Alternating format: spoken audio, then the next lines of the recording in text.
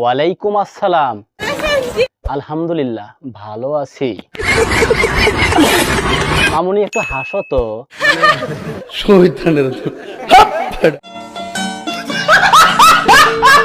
শুধু বাংলাদেশ নয়, সারা বিশ্ব খুঁজলেও এমন আর এক পিস নায়িকা কিন্তু পাওয়া যাবে না।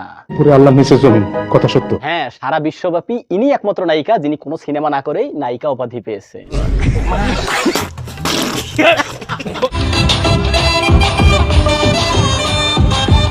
ইনি হচ্ছেন নায়িকা টুনটুনি।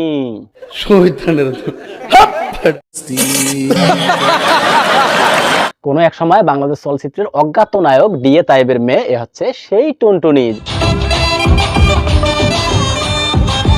এই নায়িকা এত বেশি পারিবারিক শিক্ষা পেয়েছেন যে কারোর সাথে সালাম না দিয়ে কথাই বলেন না। আসসালামু আলাইকুম। ওয়ালাইকুম আসসালাম। আসসালামু আলাইকুম। ওয়ালাইকুম আসসালাম।